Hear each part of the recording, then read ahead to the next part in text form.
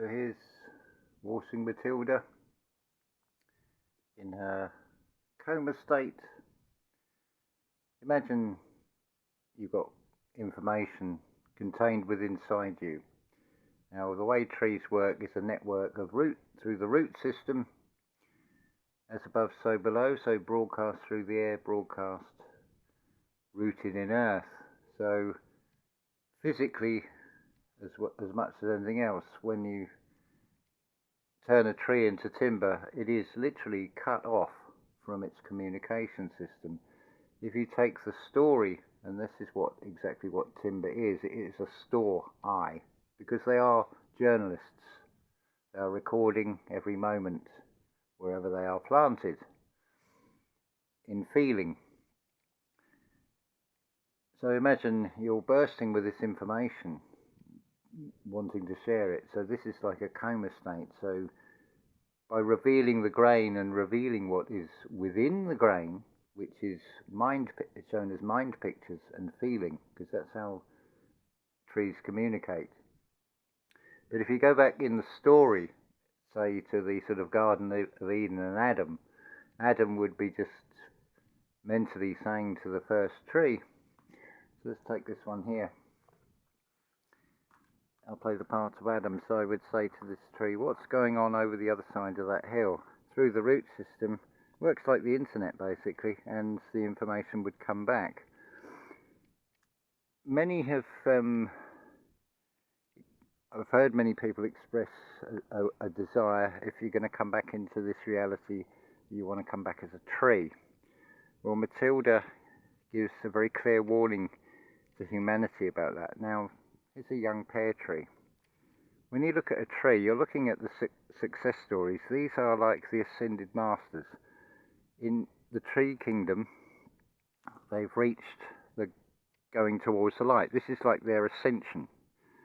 By your fruit shall ye be known. Well, their sole purpose is to produce fruit, to carry on telling this story. This is your tree of knowledge. This is your tree of life. It's not just the whole biblical story of a Jesus and looking for one externally. It's been flipped over with the tree of life and the tree of knowledge. They are living. It is of life, so it is continued on through generations of trees. But the thing Matilda says is the warning to humanity. You're looking at the success stories here. Notice how very few really old trees of 1,000 years plus that there are. They are like the ascended masters. But when you consider just one tree, how many fruit, how many seeds it produces, just think about how few of those seeds actually go on to become a tree. And even if you do make it as a tree, you can end up in that coma state as a piece of furniture.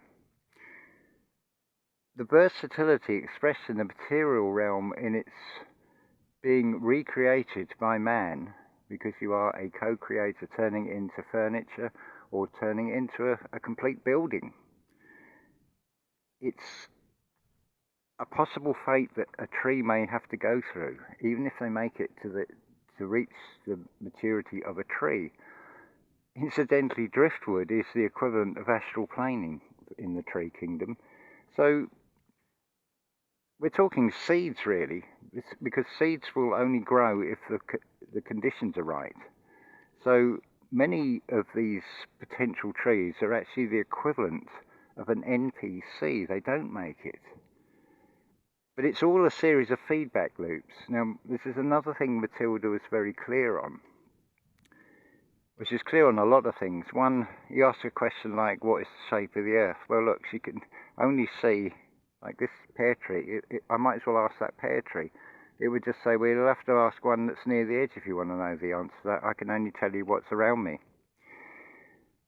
Humans do a variation on, just like the seed. If you're in a room and the light bulb goes, and now you're in pitch black, you've got to find your way to that light switch. What do? You put your hand out, you're using your fingers as feelers. That's exactly what a seed does. It's feeling. But they're grounded in earth, so they already know to stay impartial. You can almost see reflected in trees with the wind. The winds have changed, so they sway. They're not rigid, so they break. So you can see where it's expressed as political swing from left to right, as it were, in this material realm, because there's always an outplay, because this is a world stage.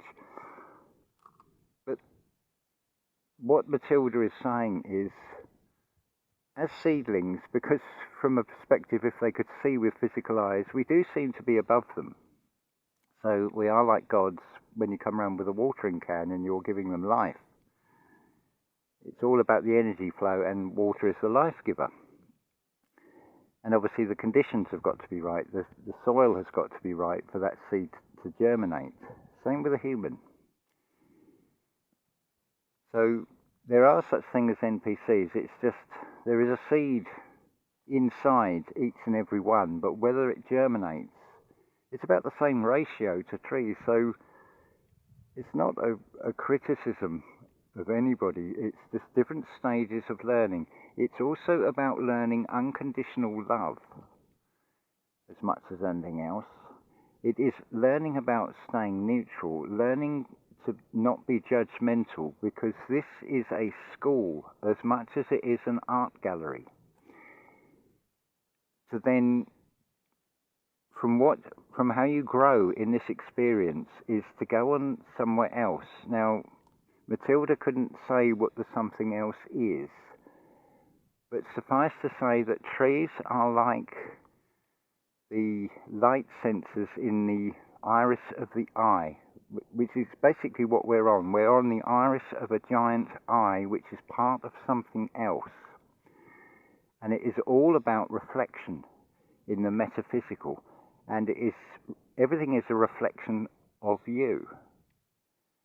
They're all lessons in which to learn not to be judgmental, but just to observe. This is what the trees are teaching. They're at a different level of perception, because they have a different set of concerns than humans, but they do have like an equivalent, and this has all come from Matilda.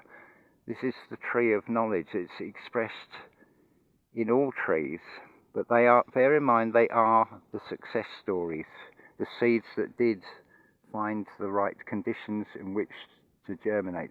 By your fruit shall ye be known.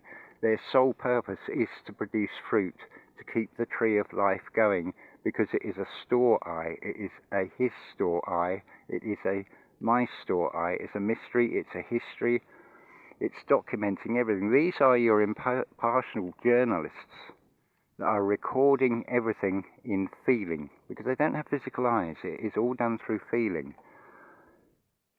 But their continuous contact is always with Earth.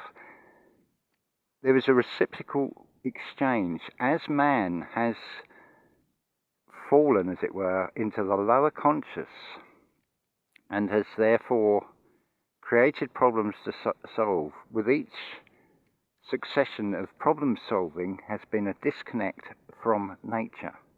About the only thing left in a human is, as a young baby, that instinct to know to turn the head towards a teat.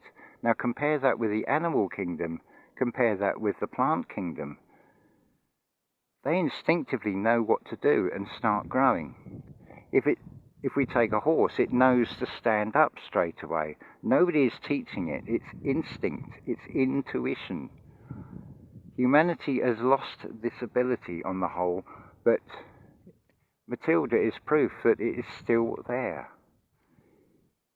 It just depends on you, on what frequency you're on, as to whether they wish to impart that information, because effectively I'm just a messenger. Is it just coincidence that I came here? Maybe that was the whole point of coming here, is just for that priceless information to be able to pass on, to act as a human spokesman on behalf of the plant kingdom. Because nature is a beautiful teacher, and it can teach us so much if we just observe. We don't have judgment on that's a weed, that's a flower, that's beautiful, that's ugly. You just observe, just see things as they are. But bear in mind, what you're seeing with the tree is only half of it.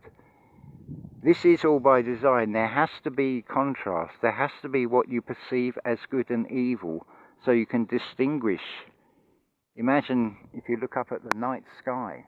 If all the stars were together, all you would see is just one light. You would not know a star from another star unless there was a space in between. You have to have the contrast. Likewise, the unseen part of the tree, the root system, which is basically a mirror of what's above ground that you don't see, that's where the real action takes place. It is all bubbling under. That is a pattern that repeats in humanity and emotion. Bubbles under. It comes from within oneself, that feeling. So in this reality, the lesson to be shown is the ones that are having the fingers pointed at them, the so-called elites, the very top of the control system as perceived, is put out there as a story, because that's the perfect decoy. The whole thing is set up because the overwhelming message, as well as finding that unconditional love, if you realize that these so-called controllers are actually more trapped, they're in a divine comedy ironic twist in which the hell is a repeat of a champagne lifestyle, which, if it's your favorite food and you have it every meal, it's going to get almost a torment to have to keep going through that. But they willingly do that. It's the ones just below, the ones that have taken the quick fix, the ones that are going for the quick fix opportunities, using whatever means to get one over on somebody else, on something else. Now, there's a duality to self-serving. There is the accepted sense of self-serving, as in you're doing things just purely to benefit you as an individual. But there is another self-service. I can give you an example, and now I'm talking about I as an individual, as part of a community.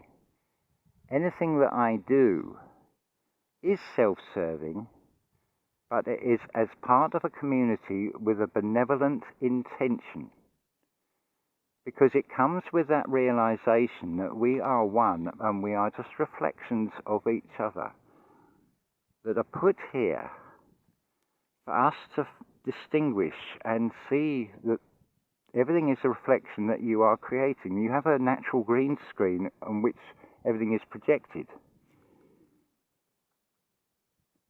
So it's not the ones you think it is. Now, can you forgive them? Can you find it in your heart to forgive them when you realize it's not actually them?